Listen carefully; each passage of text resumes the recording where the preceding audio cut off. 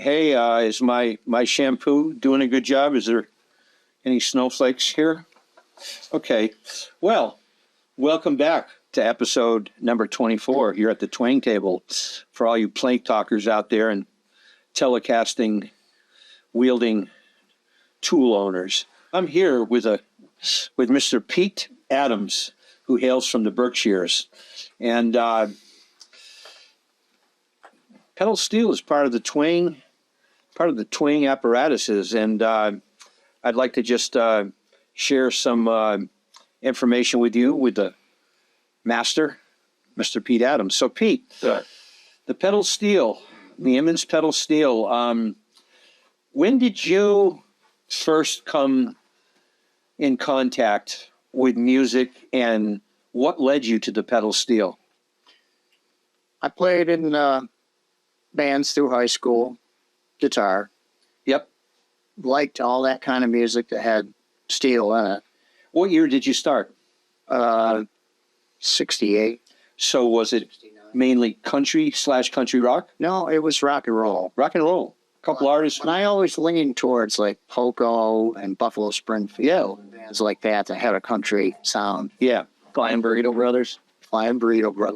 So you started with the electric six string. Yep. And then what inspired you to say, hey, I got to get me one of those pedal steel guitars? Was it lap steel first or pedal steel right away? Well, I wanted a pedal steel. Yeah. But when I heard things like John Wesley Harding, yep, Dylan, Nashville Skyline, and Teach Your Children. And those records. Anyway. Yeah. So I said something to my girlfriend about it. John, boy, I'd like to have pedal steel. And she bought me a lap steel.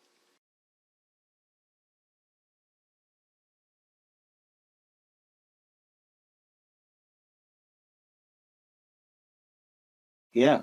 And of course, I was quite disappointed at the time. What lap was it? It was a Fender 8-string. Well, that's a pretty nice gift.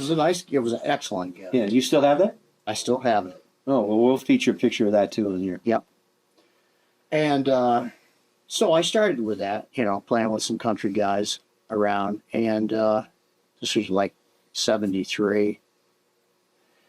And then I got one pretty much right away. And that was the beginning of the end.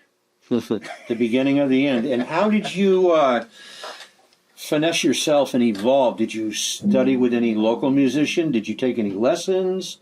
How did you gain? I copied records. Yeah. Nobody really showed me anything in the beginning. But, after probably 10 years or so, I started meeting guys. Doug Bowyer. Yes. To see him. Yep. And Paul Lambert from Clean Living. Clean Living. Of course. Influenced everybody in the area. And I did eventually go to Nashville for a course from Jeff Newman when he had the school down there. That was in like 1980. A week-long school. Was there any type of materials, methodologies that you could purchase to evolve on the pedal steel? Doug Bowyer started writing stuff pretty early on for people, and it was in Steel Guitar Magazine, and Buddy Emmons had a series in there. And Jeff Newman was really the teacher at that time, the only guy that was teaching. And did you take a series of ongoing procession of lessons? Not really. No. Not really. I just did that 1-week course, and then after that, I just kind of just kept copying people. Nice. And the tunings, what are the tunings that you mainly use? E9 is very, very standard to Nashville tuning, and C6 is the other tuning, which is, these are actually both very standard tuning. Yes. C6, and Evans pedal setup, which is quite common. Yeah. And I guess another important criteria for inspiration and whatnot, we all have some of our favorite recordings and musical artist. What would you say your top 3 or 4 vinyl recordings that you spent a lot of time digging in and listening and the learning process of learning technique, learning solos, chord progressions, and whatnot? I'd say anything by Buddy Emmons I used to try to latch onto, and all the Lloyd Green stuff, Yeah. as well as Hal Rugg. Anything that those guys did, I was always trying to latch on to that. Do you have a favorite iconic tune like by Hal, who worked with Loretta? Any particular device he uses that you said, "Oh, I got to grab that"? He did this too.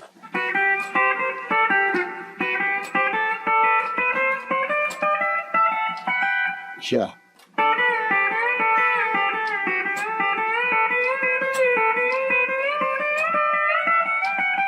Nice. It's crazy. Yeah, yeah, I thought it was awesome when I yeah. first heard that. And I remember we talked a little bit earlier today.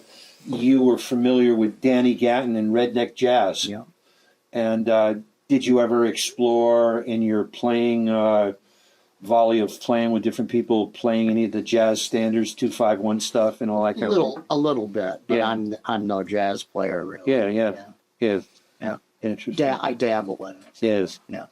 And for gear, getting into some of the gear, have you found certain processes of electronics that really work well for the pedal steel? I know I'm looking down at your pedal board, and you have Leslie there, and Yep. great tremolo, harmonic tremolo, and reverbs. Yeah. Um, I guess I'm a Strymon fan right now. yeah, they're great I pedals. love the Flint, and the Deco is the newest one for me, but Yeah, there's a lot of sounds on there if you're into twiddling knobs. yeah, and that adds a lot of color and texture to a tune by adding a little bit of those ingredients. It really contributes to the piece. Your amplifier, I was not familiar with the Webb amplifier. Can you talk a little bit about your Webb? It looks like a 15. Yeah, it's a 115. I think it's basically like a Crown power amp with a nice preamp. Nice. That's what he was trying to do. And he started making them around mid-70s.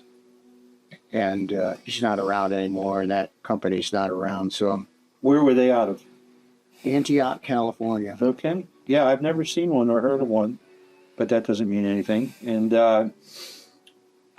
what would you say to someone who is interested in starting off learning pedal steel? Where would you cite the direction that point them in to get involved with the commitment that it takes to explore pedal steel?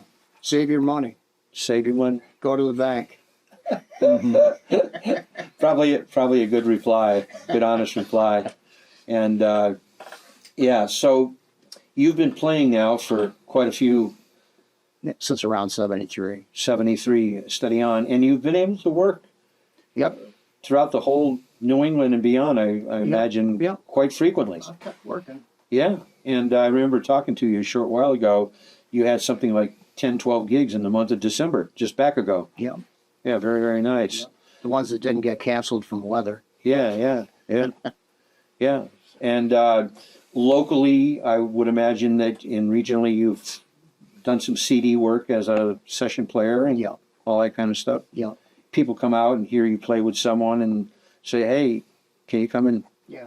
play this gig with us?" And Word of mouth, you know. yeah. I know we've heard your name spoken reverently down in the valley here over the years, and Doug Bomier speaks highly of you. Out to jail. Yeah, we had to bail him out earlier, and that's why he's here today. Anyhow, yeah. So, any recordings that you would say are landmark, necessary recordings for the person out there, kind of just getting into this, leaning into this? What would you cite as being vital pieces of pedal steel that's been documented in a recording? The Emmons Black album is a big one for everybody. And Emmons Live in St. Louis also is a double volume record. Nice. Yeah, there's just so much there. It's everything from Pat Martino Ooh, wow.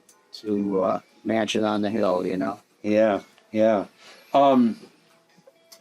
What would be 3 feature pieces, instrumentals, that you have loved playing throughout time that you thought would be something like if you're playing out and they're going to give you a song right before the break or an intro on a set, what instrumental would you navigate into? What are your We favorites? often do Sleepwalk. Yeah, it's a beautiful piece. People still like that song.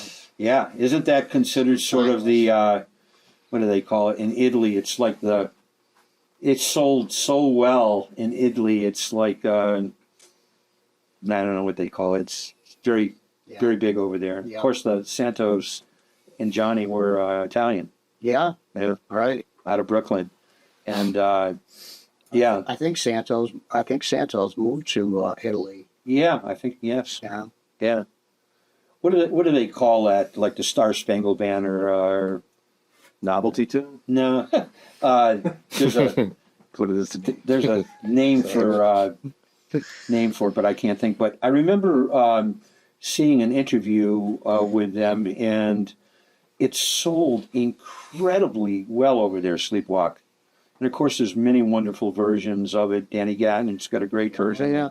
Brian Setzer and many. It's like Green Onions. Yeah, like Green Onions. Yeah. What's another instrumental that you favor? I always liked Panhandle Rag. Oh, yeah, You know. yeah. And, One of my favorites. Yeah. Yeah, Midnight in Old Amarillo yeah. is a current favorite, and Stealing Home. There's a whole bunch of them. Yeah, yeah. And have you ever had any situations where you're playing with your regular cohorts where you're doing a night of instrumentals? Have you ever played a set of instrumentals?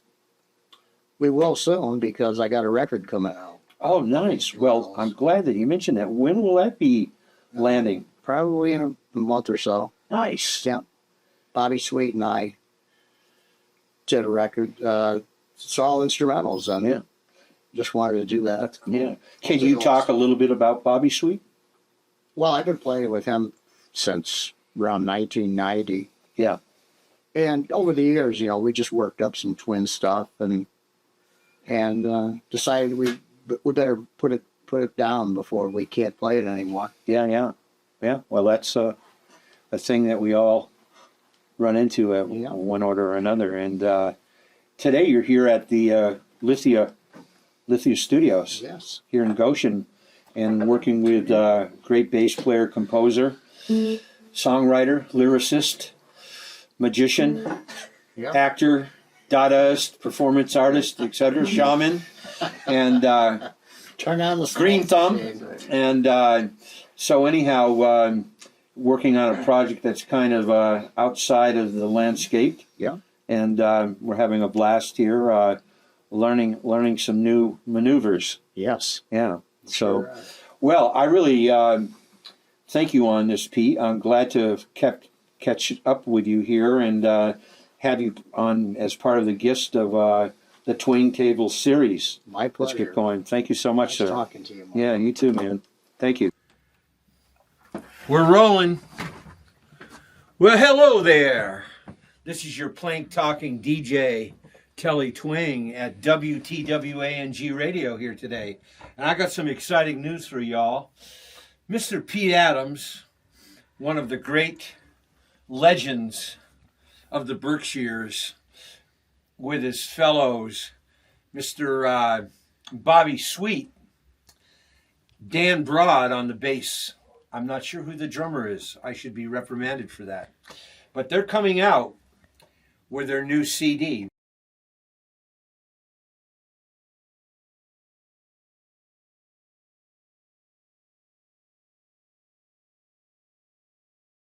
Very soon, and we're going to profile it here on WTWANG Radio. We'll keep you apprised of this great rendering, this great creative rendering in the near future. And it will be available on different media sites, which we will alert you to. So we're very excited to bring you that news today here at WTWANG, where you can hear all things a twangin', lots of Telecaster bits and pieces, and some of the greatest solos ever to be from the 50s till now. So tune in to WTWANG Radio, and don't forget to check out our YouTube site, The Twang Table. That's right, it's spelled like this: TheTwangTable, The Twang Table. Yeah, we're up to, I think we're up to episode 23, 24. And we invite all plank talkers and Telecaster players to join in the fun. Thank you so much. And we can't wait for Pete Adams and Bobby Sweet's new CD to come out. And we'll have it featured here at the station for y'all. You take care. Keep the treble up.